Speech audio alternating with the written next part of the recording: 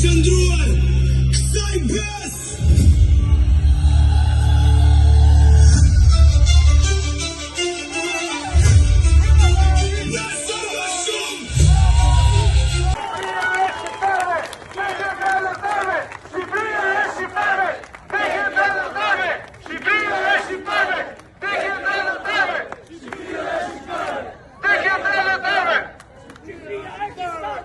Ma jepe dorëheqje, ma jepe dorëheqje.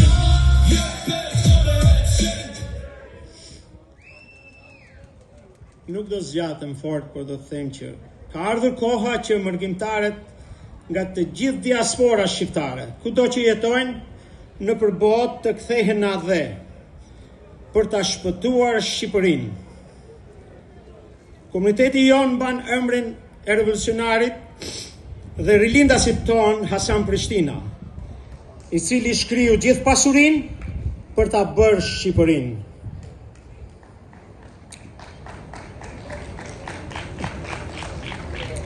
Në emër të komunitetit ton, Hasan Prishtina, mbështesim këtë lëvizje të re për rëzimin e kësaj qeverie. Rama ik, Rama shko në djallë, Rama në djallë.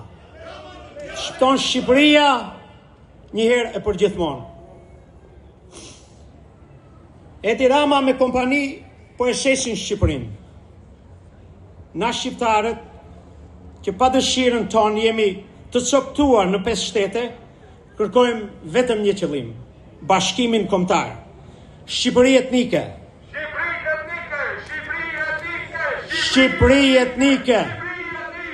Shqipëri etnike. Mira shqiptar që prej 28 ditësh radhazi kanë ngritur zërin e tyre në mënyrë paqësore për të mbrojtur lagunën e Nartës, Vërnecin dhe trashëgiminë natyrore kombëtare të Shqipërisë.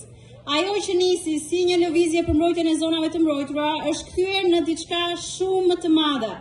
Një thirrje për transparencë, llogaridhënie, pjesëmarrje qytetare dhe respekt për të drejtën e popullit që të ketë zënë mbi atë që ndodh me tokën dhe pasuritë e tij publike.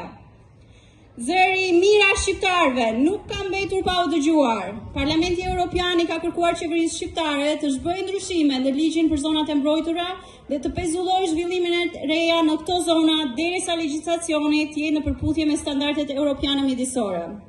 Në Zvërnec, prejnë eshtrat e Marigo Posios, gruas që shëndisi flamurin e pavarësisë. Hajde.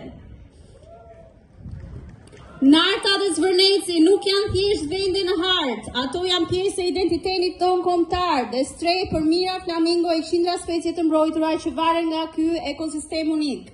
Si shqiptar amerikan, ne e dim çfarë do të thotë transparencë. Në Shtetet e Bashkuara, projekte të mëdha nuk ndërtohen pa dëgjesa publike, studime mjedisore, miratime të shumta dhe përfshirje në komunitetin. Qytetarët informohen dhe kanë të drejtë të bëjnë zërin e tyre të dëgjohet.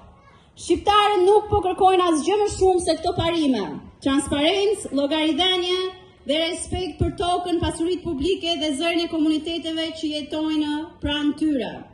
Që nga rënja e komunizmit, Shqipëria rrallë ka parë një lëvizje qytetare të kësaj përmase dhe uniteti për një kaos publike dhe jo partijake. Shqiptarët e kanë mbrojtur tokën e tyre prej shekuj me radhë, si një nga popujt më të lashtë në Europë, me një nga gjuhët më të vjetra të kontinentit. Ne besojmë se trashëgimia jo natyrore nuk është përshitje pa transparencë të plotë dhe pa miratimin e qytetarëve. Duam që zëri i qytetarëve të dëgjohet. Asnjë politikan nuk duhet të ndihet mbi popullin apo të shpërfillë zërin e mirave shqiptarëve në Shqipëri dhe në diasporë. Nga Waterbury në Shqipëri ne qëndrojmë së bashku dhe themi: duam transparencë, duam llogaridhënie, duam që zëri i qytetarëve të dëgjohet.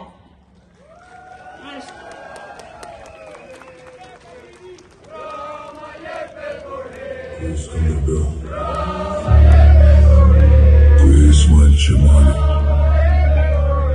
ku jam